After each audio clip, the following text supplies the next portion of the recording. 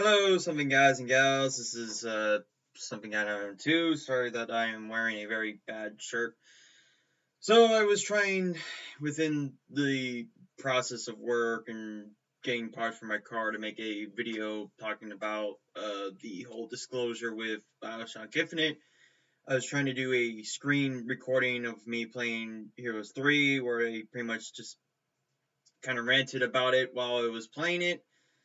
And then I realized it wasn't recording at all and practically fucking stopped as soon as I clicked onto the game for some reason and refuses to record it. So I'm just going to do it as I typically do it. So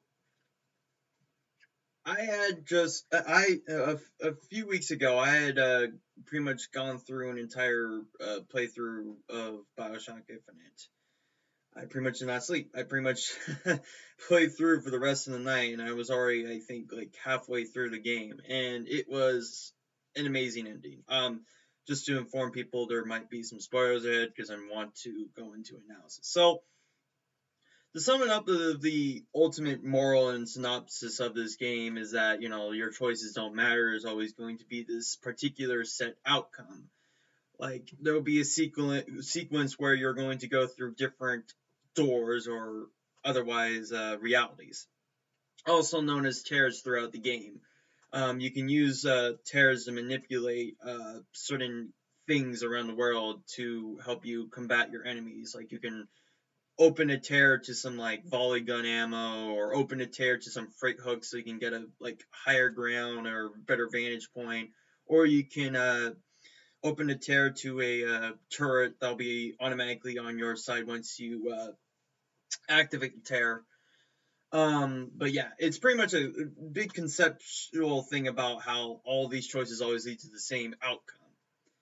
And the big old twist about it is that, Booker DeWitt is actually the father of Elizabeth, the girl that he's been looking for, and that he was kind of actually delirious and was not actually in need of a debt because he had already technically paid for it. And the Ludus twins, the twins who had made the technology of Columbia Flying, was their little con to try to get back at Father Comstock, who is actually Booker DeWitt. So it's kind of really twist and turny thing because you're technically playing through two different realities where you're playing a Booker DeWitt who thinks that he still has a debt to pay, but he already paid it because to pay the debt he had to give the girl or get the girl pay the debt, and he's pretty much gained the girl again even though he already gave the girl away, which was his daughter. So big old twist, and he Elizabeth demands Booker that they need to get rid of Comstock entirely from all these realities because even though throughout the story you in the particular reality that you're playing you did kill Father Comstock, he is technically still alive in different realities. So she's pretty much saying you have to kill him ultimately, and it seems that the conclusion is that he has to kill himself because in a sequence where he had gone through the Battle of Wounded Knee, where I think it's actually the Massacre of Wounded Knee. I think the Battle of Wounded Knee is actually a fictitious war, including the Boxer Rebellion. But there's a sequence where he is about to get born again Christian. And originally, in most realities, he usually refuses the baptism, which leads up to all the events prior. But if he accepts to be reborn again, he will, find Jesus Christ as his savior and then pretty much become Father Comstock. And this works cleverly because this is technically set in 1893, and the settings of Columbia was in 1912, and it took about 20 years. It's been 20 years since the rise of Columbia and all that shit. So it kind of works seamlessly throughout. But here's the thing that I never got about that whole choice thing. You go through different realities where there is, in fact, different outcomes. You, in fact, go into a reality where Booker DeWitt apparently got killed, and his sacrifice was seen by the Vox Populi as a martyr. Pretty much he he was pretty much seen as an icon for them to make their extreme fucking revolution against Father Comstock's little, you know, white males, or not white male supremacy, just white supremacy and the class gap thing. You know, there's always a fucking class gap with these, like, superfluous utopias. But yeah, there was a different reality. And it seems like based on the choices that you made, there was a different outcome. So I don't understand how a game where in which you make several different choices throughout the game leads to no different outcome, even though you go into realities where there could be different outcomes.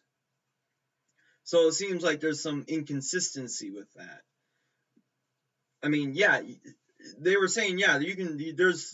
There's different realities where you do slightly different things, but it seems like it doesn't matter. So it didn't matter that I decided to throw the baseball at the host rather than the interracial couple.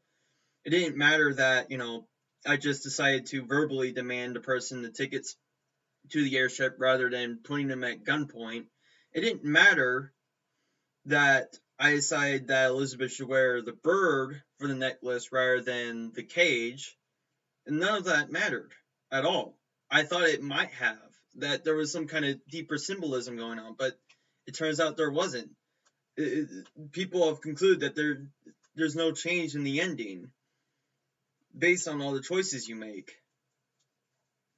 Seems pretty fucking, you know, pointless, really. I mean, maybe that's the point of that game. It's kind of just being sort of self-aware as a video game where there's always, you know, you can make all these little choices, but, you know, the ending's going to be the same. If you play Skyrim, oh yeah, you could fucking kill the dragon with magic or you kill it with a sword. It doesn't matter. It's still, you know, concluded that you've killed the dragon Alduin and, you know, fucking restored all Skyrim, or, you know, you saved Skyrim from the dragon invasion and whatnot.